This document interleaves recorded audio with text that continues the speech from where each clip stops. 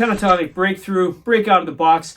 Let's get you out of that one box position that you know in A minor and into the rest of it. What you're going to learn today is playing into the next box, sequences, licks, and above all, how to practice this and implement it into your playing. Let's get going. First, we're going to go low to high and then high to low with the ultimate goal of playing straight through it seamlessly as follows.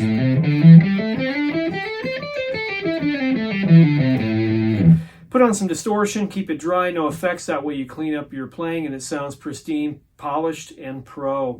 Here we go with a series of all hammer-ons. I'm going to start with the 5th fret on the thickest string and make my way up the box and into box 2. I'm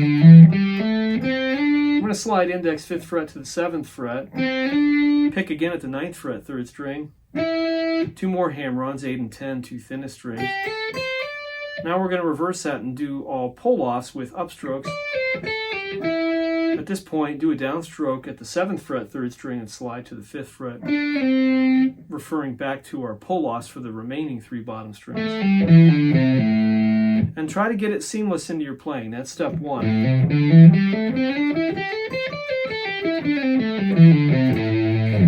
Next up, we want to look where our root note A is at. A is represented by, let's say, an A minor chord that goes alongside that pentatonic very well.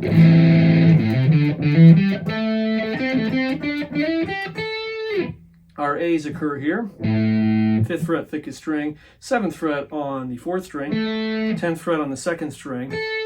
And it's fun to play them root to root, let the root ring out, let it sink in, get to know where it's at. And we're going to go the other way.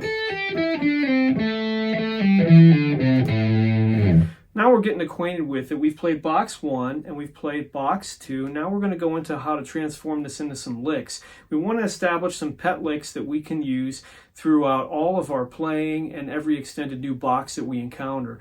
Let's put a little lick together and then we're going to go root to root. So we're going to do some triplets.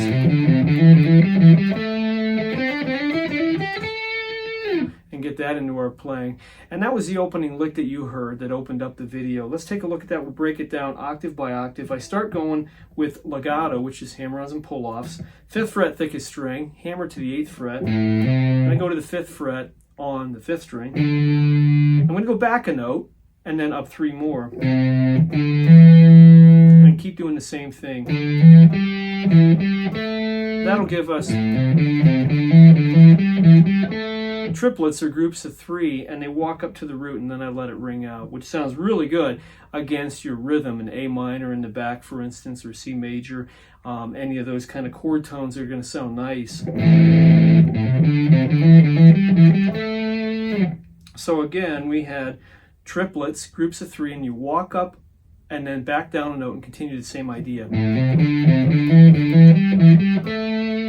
We're going to go to the next octave, starting with that ring finger, 7th fret on the 4th string.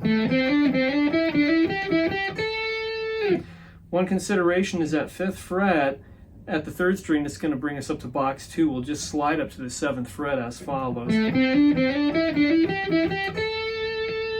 I'm going to reach up and back down to that root here at the 10th fret, the A note on the 2nd string.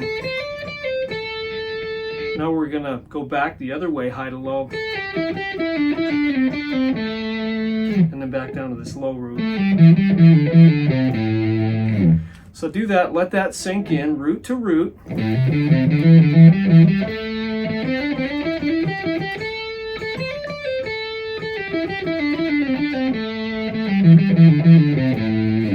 Now the next goal, we're going to go up to the highest note and then play that and then make our way back down. So we'll go up seamlessly, play that root note A, and then make our way back down. So you're going to start connecting it all. We're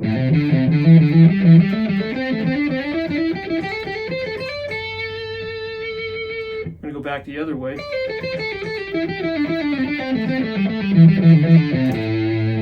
And it's fun to subdivide that up into little licks and sequences, but it's also a great challenge and a great skill set to play it like that, all the way up high, all the way back low, rather seamless. If you want a peak, a climax in your solo, or a grand finale ending, it's a great skill set to have. It'll just challenge you all the more and make you all the more of a better pro player. Now what we're going to do is play it absolutely seamless, no high note ringing or vibrato, just low to high and then high to low.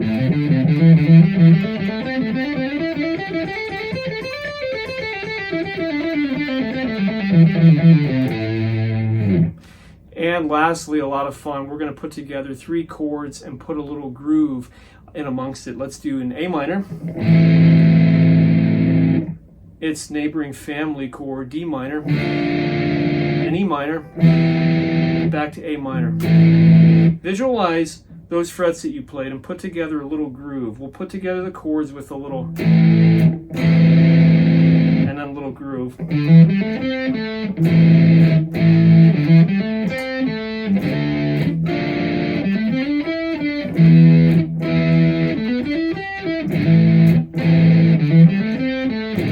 Endless fun. And in the next portion, we're going to learn to extend that box even further and apply the same ideas, and those little licks become your pet licks that you can rely on, making you all that more of a more proficient guitar player.